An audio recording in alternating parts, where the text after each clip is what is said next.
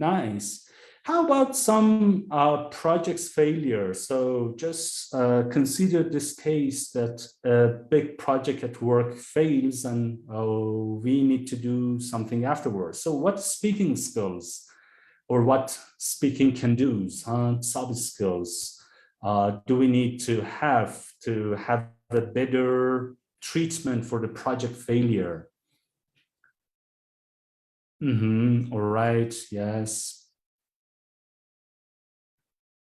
All right.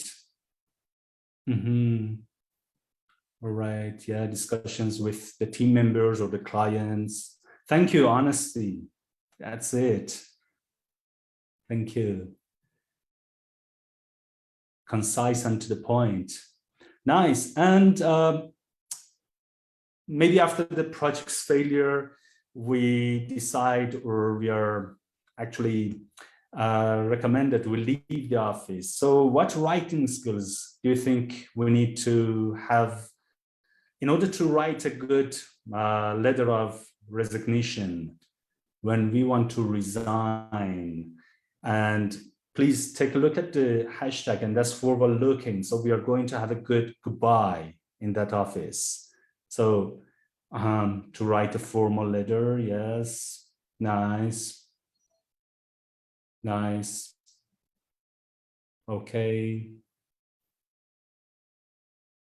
All right. Thanks and appreciation. Okay, forward thinking, nice. We need to revise it for several times. Great, great. Thank you, everyone. So that's it. So the topic English for employability actually covers a wide range of abilities. We need to scaffold for our students so that they have a better current or future career journey. Maybe our students are some adults, so we need to make them prepared for the job they have now, or maybe we are teaching some teenagers, for example, or even the primary learners, so we need to prepare them for their future career journey. Back to our slides. So English for employability is not something new, in fact. So employability has always been important and attractive in teaching English. Maybe the teachers who started their career as a teacher, for example, 20 or 30 years ago, they also prepared their students for good lectures, for job places, to write some nice reports or so forth. So this is not something new, but the employers' demands have grown recently because more people are learning and using English today, and therefore English for employability is more significant today. If I share these pieces of interesting statistics with you, which come from the recent publication by British Council, Future of English, it reads 67 countries using English as their official language. That's quite a lot, 67 countries. And 31% of the global population speaks English as a first or additional language. So around 1/3 of the global population, and 60% of online content is in English. And that shows that demand we talked about coming from the employers and the actually popularity of learning and using English in today's world. So that's why English for employability in 2023 and in 2030 and longer is going to be, and later is going to be even more significant than it used to be. All right, first things first, let's take a look at this actually system. this machine and have it in mind as we are going to consider the other points in English for employability. Dr. Nikolov, Dr. Marianne Nikolov, in her actually publication assessing young learners of English, she actually introduced three areas or factors for a positive language learning experience: fun, ease, and outcome. And as long as these three pieces of the machine, these three cogwheels are set right and they work the way the system wishes, one positive learning experience can be actually made smoothly. So for English for employability, we are not forcing learning of employability. It's not just like a session or just like a project so that we implement it and we make sure that our students are more employable in their future career journey. So we are not forcing that. It should be fun. It should be interesting. And all of you are great teachers, and you know that a positive learning experience should be sugared and delicious for the students. It should have the ease. We are not putting into practice employability skills in some really challenging tasks. We are employing the employability practice in different classroom activities. Sometimes our students don't know the practice they are actually doing now helps their employability. So it's really easy. Things are smooth and ease in the classroom, also for English for employability. And we need to expect some good outcome. We are preparing learners for some promising career journey. So what we teach and practice in the classes or later on in some assignments and projects, they are going to actually use in their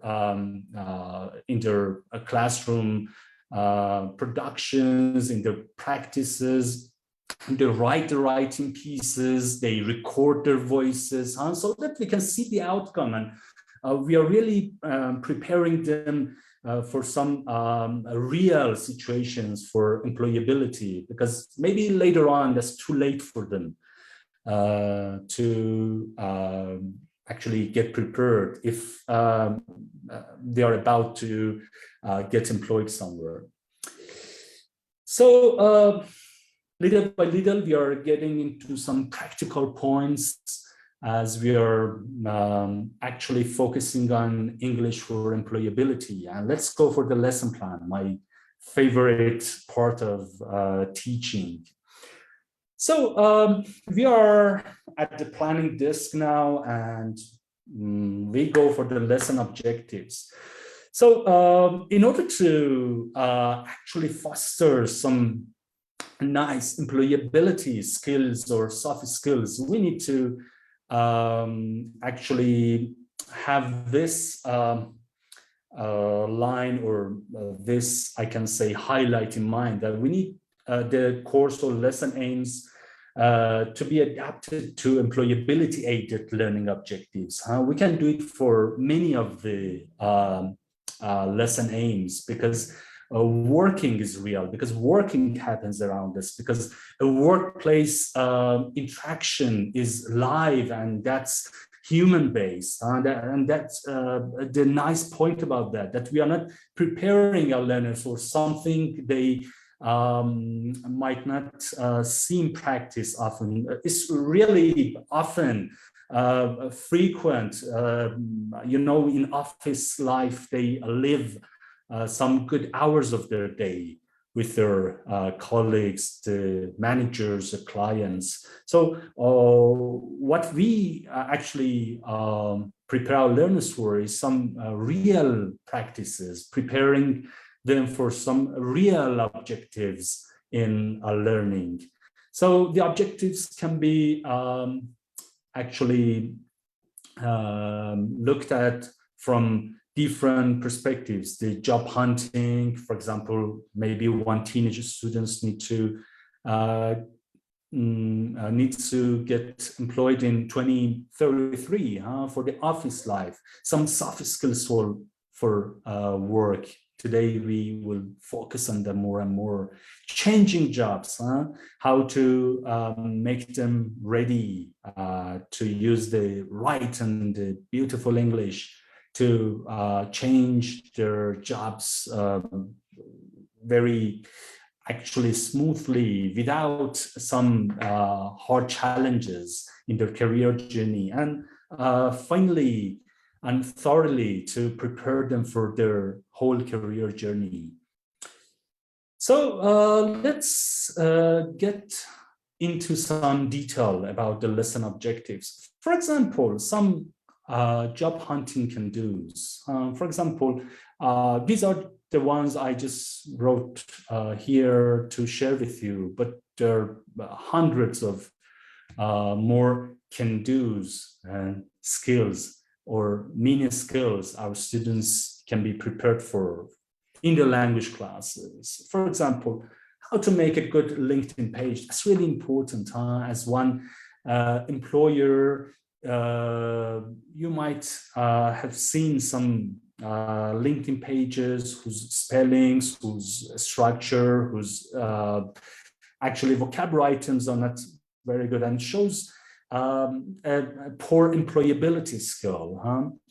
So this is something we can work on as one writing assignment in our classes. So you see how interesting one writing piece can be. Like in our classes, instead of just signing some essays, you can go to more realistic, to more living experience, like examples of assignment, or how to write an application letter, still very important. How to compose a good portfolio page, especially for some jobs. For example, architects, I know, designers need to have some good portfolio pages, the pictures, the description. They should actually bring it into some short sentences, still effective. How to perform naturally in an English job interview, so that there is a nice communication established in that job interview. How to negotiate the job specifications. Sometimes our students in real world, especially if English is their foreign or second language, they are shy. They don't care to ask about the job specifications. So we can prepare them for such job hunting can-dos. You please help me. You write one of the skills or sub-skills you think we can prepare our students for the job hunting. It can be writing, listening. What do you think? Can you type in the chat box? It can be reading or I don't know, speaking. So what do you think for job hunting? Please go to more detail. For example, because we are writing the lesson objectives, what about the speaking? What to do with the communication skills? Please write more detailed lesson objectives there. Actually, in your lesson plans, you write more detailed pieces about working on speaking, which area. Nice. I liked it, to feel confident. So by the end of this lesson, my students will have practiced speaking to feel confident in a job interview or in a mock job interview. Efficiency. Can you elaborate more on the problem-solving skills? Very good. Thank you. And which language skill can they actually practice for problem solving? Is it more of speaking, reading? Okay, and that's a mindset. So how can we make the mindset? Is it because of the doing that for over and over, or is it actually for choosing the right material, the design of the task. Nice, the ability to reflect. I have something for you to refer to that. Yes. Okay. Nice. Nice. Thank you. Let's move to another area or land for the work context, and that's the office life. Thank you very much. Thank you for your collaboration. We have a good team here today, and thank you for your collaboration. That's collaboration, that's a nice employability skill. So how to respond to phone calls, to arrange meetings, say no, and offer an alternative time. That's one skill we need to prepare our students for in the classroom.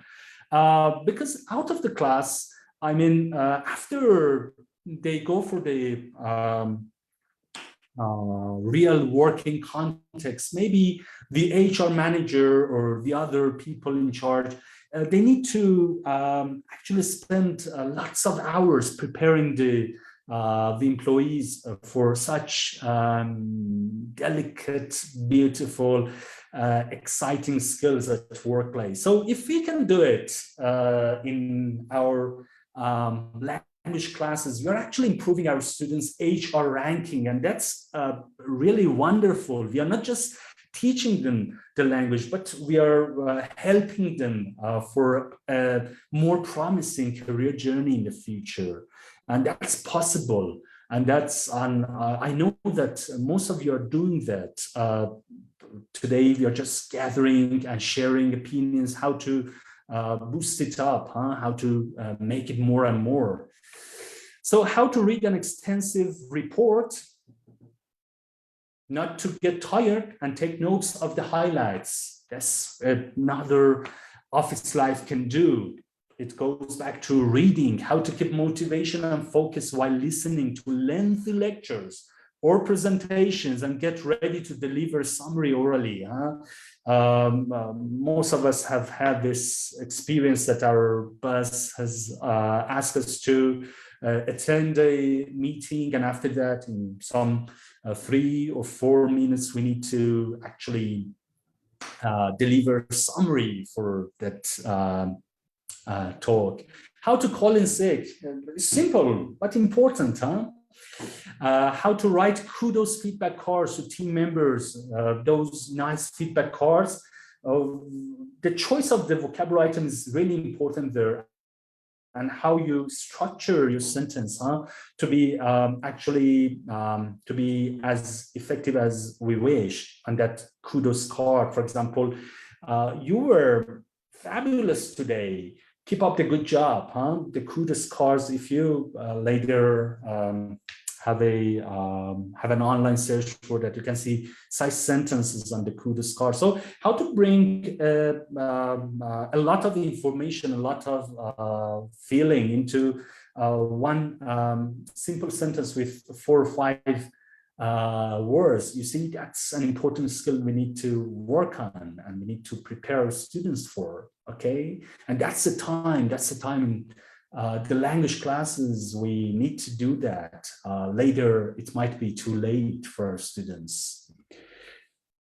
And as you remember, the third station in that timeline was, so job hunting, office life, now soft skills. Some of the soft skill can do. For example, how to apologize when we are late, simple yet important. How to recognize urgency and prioritize tasks.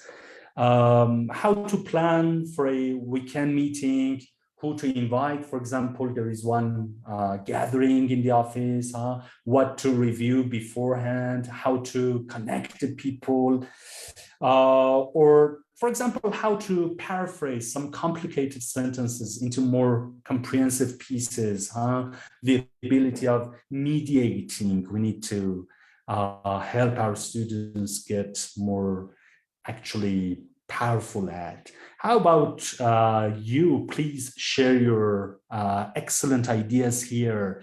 some soft skills can do. We are practicing actually in the workplaces, and you think we can actually scaffold in language classes as well. Nice. Yes, that's it. How to connect people through advertisement, huh? To reveal the source where our call comes from, the beginning of the call, and why we are calling them, why we are writing them an email. That's it. Exactly. Time management. And just imagine how many times we are actually giving our students one timed task in one language class every day. So if we really work on those who do not manage their time well, or those who finish fast, but the quality of their job is not something we approve of. So we are helping them with this nice soft skill.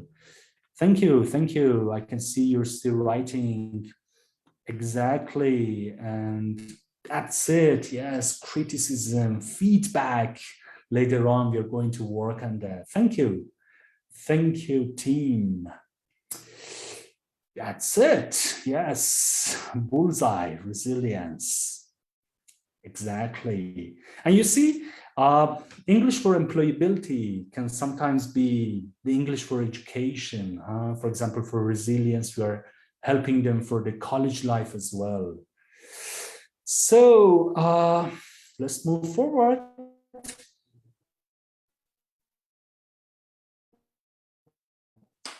This first in the social media of British Council. I liked it, and I decided to bring it into our webinar today. A picture from Teach Thought.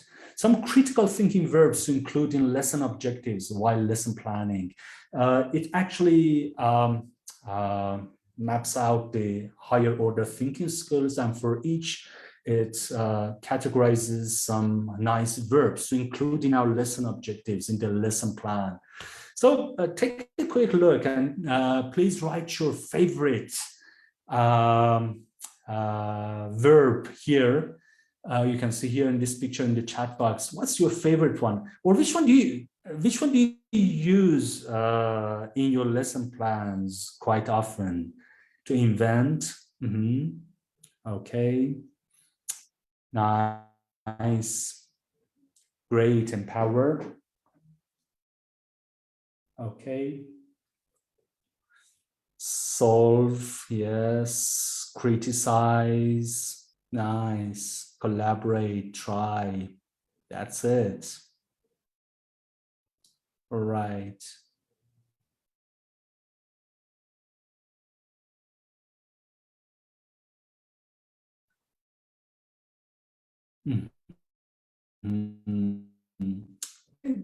Great.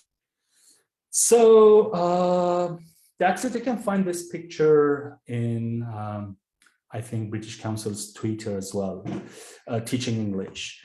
So we are still planning our lessons.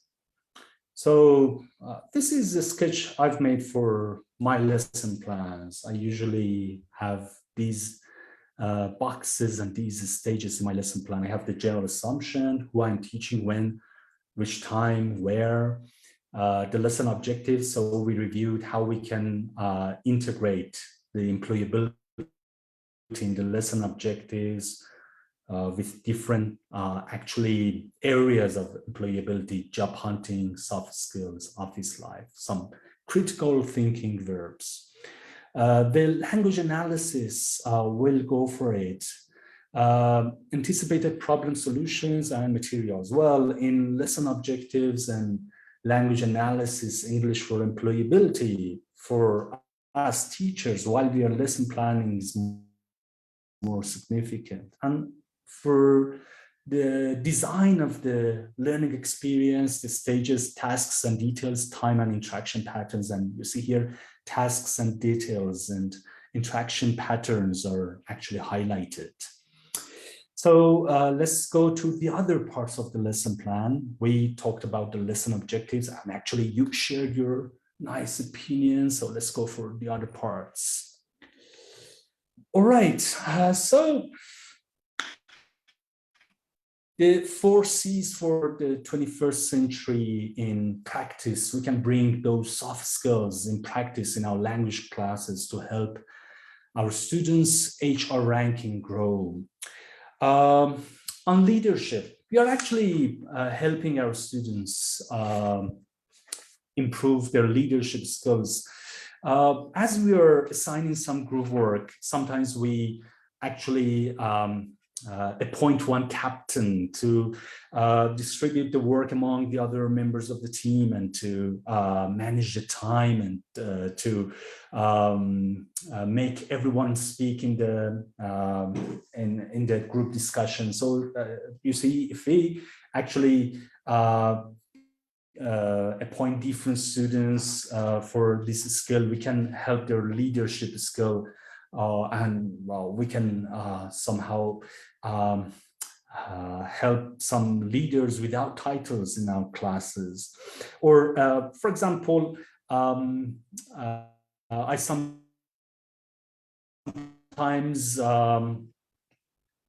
assign a class and I choose one leader.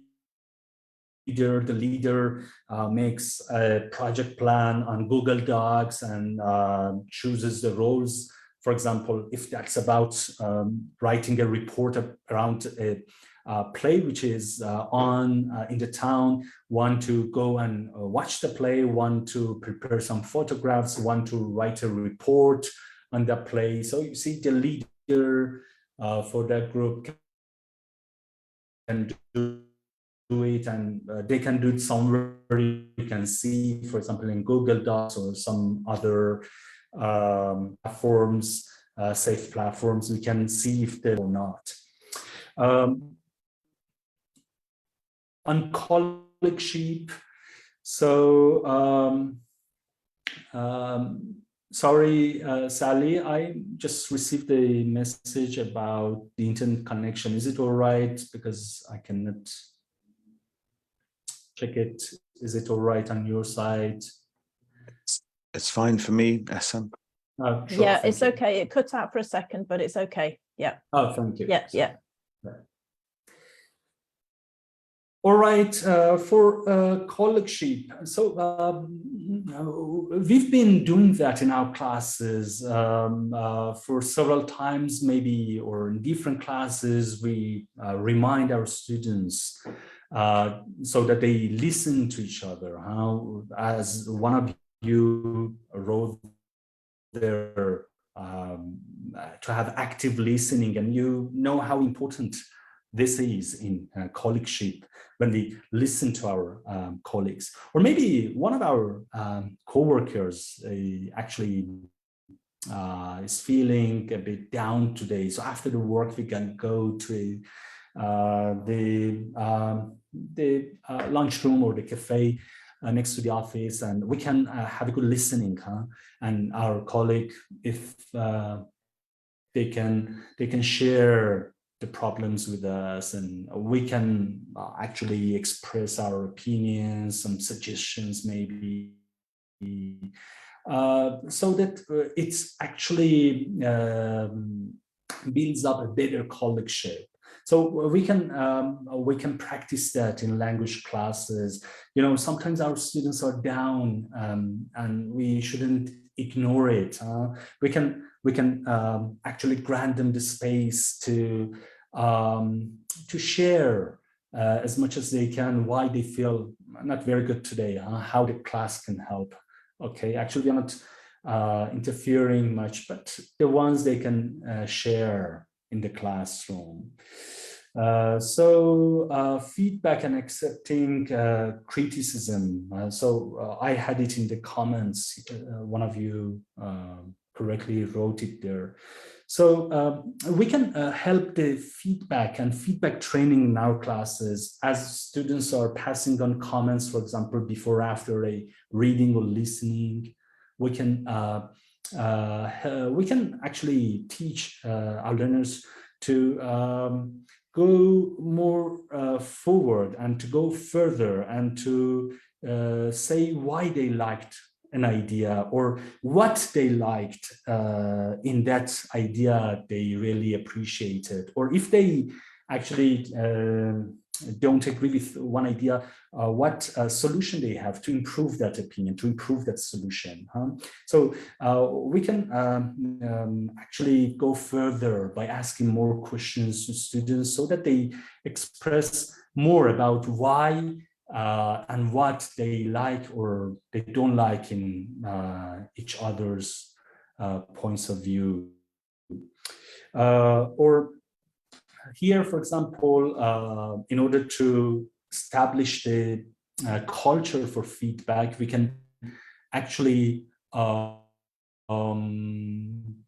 practice that while we are correcting the writing pieces. We can put some writing codes. I think some of you do it, so that they take the writing piece home and they think about the actually the mistake, and you give them the chance to correct their own work. That's a good, I can say, mini culture or subculture to establish in our students' mindset. Well, for the critical thinking, for problem solving, we can actually go for some advice columns. They used to be more paper-like before, but now on online websites, we can find some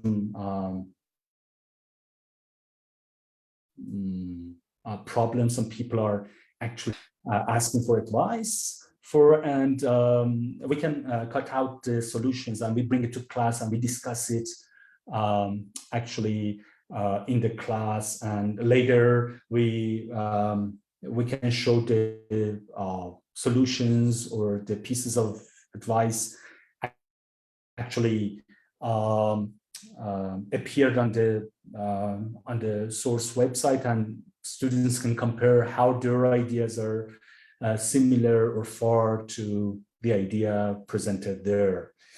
Or we can practice this problem solving with some models and some conditional types, for example, conditional type 2 to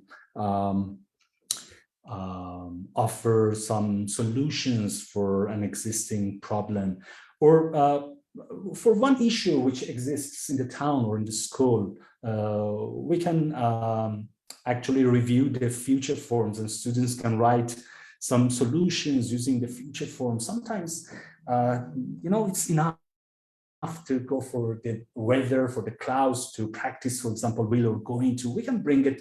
That's very nice, but we can keep it for example, concept checking question. And for practice, we can go to some situations they actually at the moment experience. They're experiencing in their workplaces, or they hear from the parents, from the relatives, that such problems exist in the city, town, or from the classmates, and they bring some solutions. Exactly, some real life problems, that's it. Well, I'm reflecting on some cause and effect. We can actually scaffold this ability by introducing some nice vocabulary items, phrases like, for example, to lead to result in, and we help them reflect on one issue, same as the problem solving they saw in their, for example, town, in the amusement park, and they use these vocabulary items to write a letter of, for example, complaint, or to discuss it orally in the classroom. Something we can have here, which helps our students critical thinking a lot, is to teach them the three steps for a problem treatment, what the problem is, what has been done to solve the problem, and what we can do to bring some solutions to the problem. So giving them this systematic thinking can help them a lot in their actually education or employability. Managing uncertainty. British Council's website, Learning English, has some nice magazine short articles about the uncertainty, the world of work context. For example, the agile working, or I don't know, some remote working, and it teaches some nice vocabulary items we need to actually work with our students, and they read about that culture. So English for employability is not just for about and around the language, that's around the culture of employability as well. Later, after the webinar, you can download the handout for this webinar, and you can see the link to those nice magazine articles. Or the pandemic we just had, you can actually assign the students to have a quick search and go for some stories for some big companies, how they face this uncertainty, and they can compare their own culture and their parents' workplace culture, or if they're working somewhere their own way. So that's it. We are half of the way. So we went for collaboration, critical thinking. These are the headings, but they have more soft skills to come. And now we're going for more communication and creativity. So, well,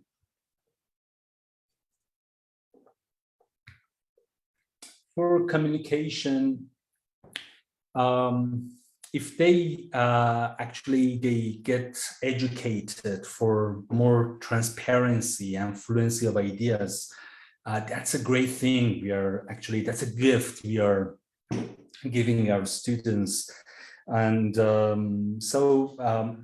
one practice I can recommend here is playing the taboo gaming classes. You know, there are some cards.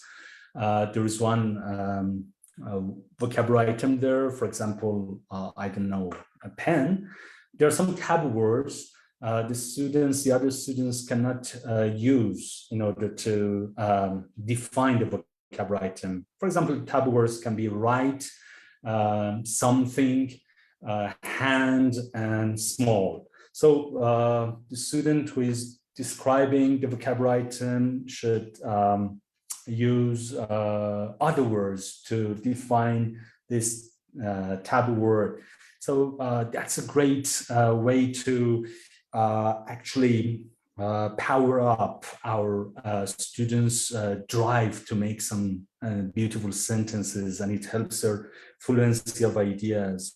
Or something else with regard to the phonology pronunciation, in the post listening stage, we can listen to the recording once again, and we can actually ask our students after each sentence to show us the number of words they heard in the sentence. So this way they are more careful, and they get trained about the content words, the weak forms of the stress. That helps the pronunciation, which helps the fluency of ideas. So, here we can practice some elevator pitches, some elevator speeches. Our students choose a topic, and they have 1 minute to prepare a 40-second talk around that topic.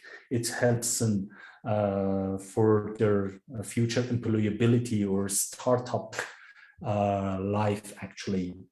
On reaching conclusions, we can do lots of things here. We can ask them to, well, we can take some pre-written standard English, for example, 5-paragraph essays, and we can remove the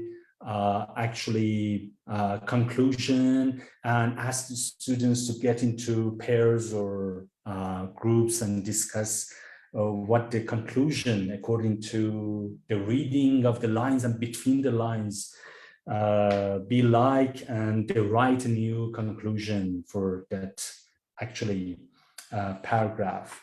Or on making decisions, we can give them the chance to practice their learner agency.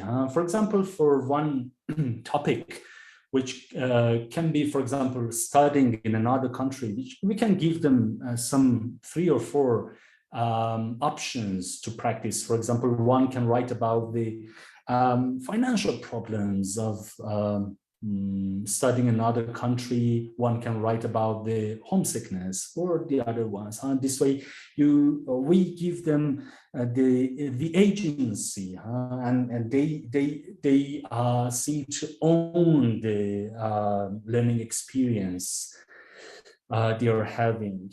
For creativity, we are still in a lesson plan. Maybe they appear on our or within our learning objectives, or in the design of the tasks, in tasks and details, on divergence while in convergence, so that they have their creativity, but they obey the whole system. For example, we can assign some group works so that we can tell them to imagine they are the board managers of a company, and they need to write some do's and don'ts of that company. I'm sure some of you have done it. And on thinking outside the box, actually, we all play some odd one out vocabulary game. Assign a different task this time, so that the students choose something different from the expected answer. And the winner is the person who brings the best and the most convincing ideas for the others in the class, why this vocabulary can be out of this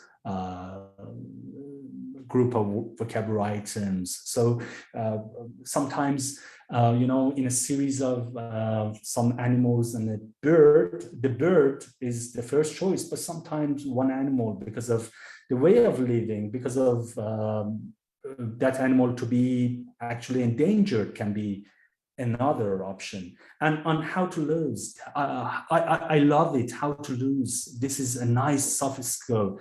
We need to help our students in the primary, in the teenage classes, in adult classes. Sometimes they don't know how to lose or how to react when they lose. And I brought it in creativity. So do you agree that this is one of the soft skills that we need to actually scaffold in our classes? And please write it in the chat box later. I'm going to read it. So to go to some remaining slides, so that we have time for the question and answer. So something about the assignments, please, and I'm saying that to myself, that's a reminder, a great reminder to myself. We need to teach writing. We usually teach all the other skills in the class, but we don't teach writing. And that's, very important for our students to know when to start or how to start a good writing piece, and include some mini writing tasks, so that they frequently write, and writing doesn't seem to be one actually frightening task for them. It really helps their employability, because in real work contexts, a lot of communication is within emailing, or I don't know, the panel for that company, and it includes writing. Something, another opinion which can really help for the same genre of writing, we can assign different topics according to their job profile. For example, the formal letter nurse, maybe one of our students hopes to be the nurse or is a nurse in our class. We can assign, you know, a formal letter asking for some ventilation facilities in the emergency wards of the hospital. But for a financial manager, can be writing and alerting the board to the excessive budget expenses. You know, we are assigning the same topic, but the different the different demands, so that they find it as if they are owning their own learning process. It really helps their future or current employability. And one simple question we can ask ourselves at different times of the class, before, within, during or after the class time, now reflection: how will my learners use this language knowledge, structure, tense, or skill in a real work context? This can be a good check if we are preparing our students for their employability well or not.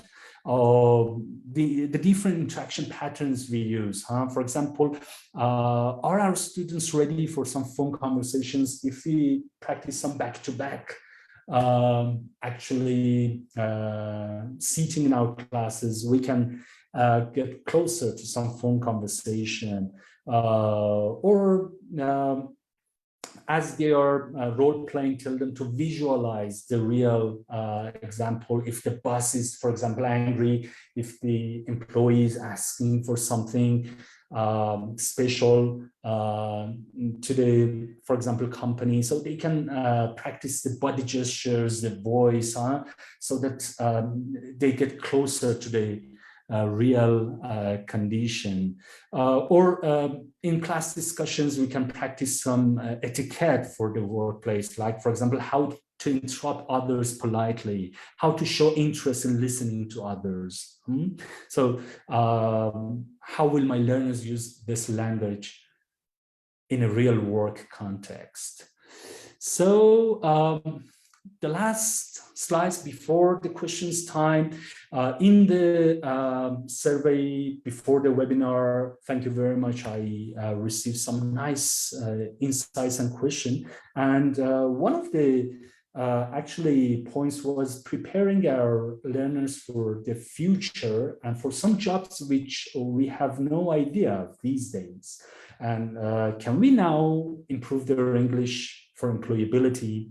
Let's very quickly consider this actually slide. Imagine there's one student online or person to person. Linda is our student. She's 15. She's interested in designing buildings and she loves protecting animals. Well, I brought this poster from teachingenglish.org.uk website. You can actually scan the QR code. I wait here for some seconds so that we touch the future. So that's why we teach, and then we touch the future.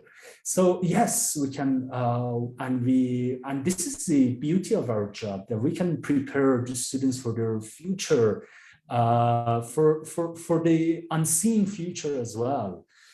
So that Linda, 15 years old, 10 years later, will have one pet, the brownie. Linda surely cares about some environmental issues, and we need to prepare Linda and her mindset for less environment anxiety as well.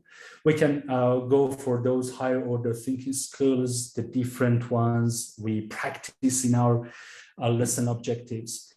These transferable human skills, those soft skills, the 4 C's, collaboration, communication, critical thinking, and communication. These are some transferable human skills. So yes, Linda needs them maybe more than now in 2033. So Linda can actually learn how to reskill herself for those days, and how to gain some more soft skills, such as, for example, attention to detail, which is a growing soft skills in workplaces. Linda isn't afraid of technology, and Linda actually has a good collaboration with technology. Linda employs technology in her job, and we can take the whole picture in our mind while lesson planning, while actually designing some learning experiences, while adapting some coursebook tasks to some more employability aided tasks, and prepare Linda for 10 years later. So thank you very much for your collaboration, and I'm ready for the questions. Ehsan, that was fantastic. I think you should stop for a second, take a drink of water, because that was just, there was a lot of information there. Thank you very much. There was so much there. I mean, you've gone from talking about statistics, referencing the Future of English work by the British Council, and we can add a link to that for anyone that's interested, to talking about soft skills and everything in between.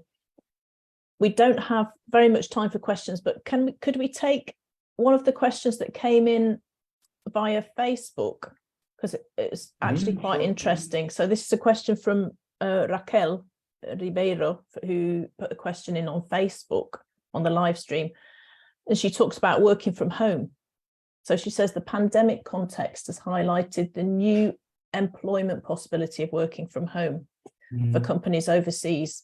So which of the topics that you've kind of focused on today, which of those sort of things would teachers, or which might be of most interest to teachers who are helping people who are working from home or moving into working from home, but in English? Right. Yeah, that's a very nice and right question. Exactly. Yeah,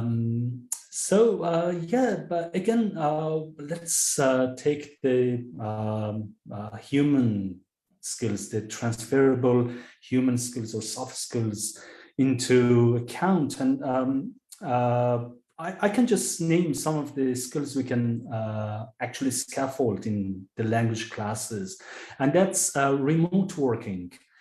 For remote working, we need to be able to write some very quick emails, sometimes maybe 10 to 30, 40, 50 emails during a day. So we need to be very fast at emailing, or having some online meetings. So we can practice this online call with our students. We can teach them how to get more confident. Or sometimes when we are at home, we are bored of working without colleagues. So how to find some interesting resources on the internet, for example, on YouTube, how to actually, they fresh us up, and they help us have some breaks in our area of interest, in our area of work. How to listen to the others, because maybe our clients are actually, and shortly they might be online, they don't see us. Sometimes their actually complaints are somehow extreme. How to actually calm them down, how to analyze the problem, to think critically and bring some solutions at the moment. So you see, all of them are possible in the language class. That's a really, really thorough answer. Thank you, Ehsan. That's brilliant. And I think we could stay here and talk for much longer, and we've got more questions that we could answer, but unfortunately we don't have time, but which is a shame. But thank you very, very much for joining us today. Thanks for your presentation. Thanks for your handout, which people have access to on the link that we've put in the chat here, and for our people who've joined us on the live stream on social media as well. could I also just say a quick thank you to everyone who's joined us. Thank you for all your comments, your participation. Yes. And also thanks to our colleagues who are dealing with the live stream on social media. So thanks to Marcus and Karen and everyone else here. Exactly. Thank you, Sally, and thank you everyone for nice collaboration. And there is another nice actually session coming in 15 minutes. I highly recommend everyone join the meeting, and thank you for the colleagues and everyone. I had a nice time. Okay, good. I'm glad. Thank you. Me too. Thanks very much. Thanks, Ehsan. Thank you. Thank you, everyone. Goodbye. Okay, bye-bye. Bye.